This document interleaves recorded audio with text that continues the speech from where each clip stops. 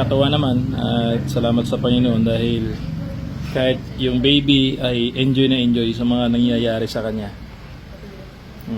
Yan po mga kabless, si Sayon ay lagi dyan sa pintuan dahil nanonood sa mga sasakyan. Doon kasi sa Manila, nakakulong lang siya doon sa loob ng kwarto.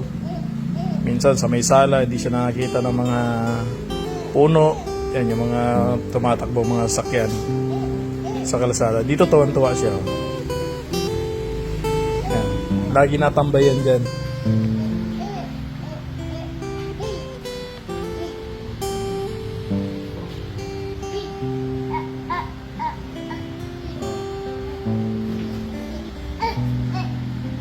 Ito na yung kaibahan ng probinsya saka doon sa Manila.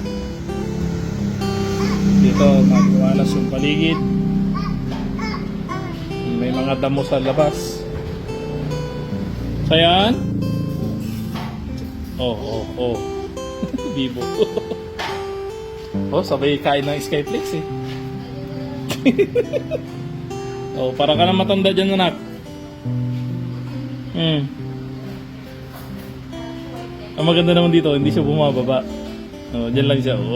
Sasayaw-sayaw pa. Uy! Enjoy ka dito, anak ha? Uy, galing-galing naman ng Sayon na yan. Asus? Pabibo. Pabibo ni Sayon. Yan, nakakatawa naman. At salamat sa Panginoon dahil kahit yung baby ay enjoy na enjoy sa mga nangyayari sa kanya. May dumaan na naman, tuwan-tuwa siya.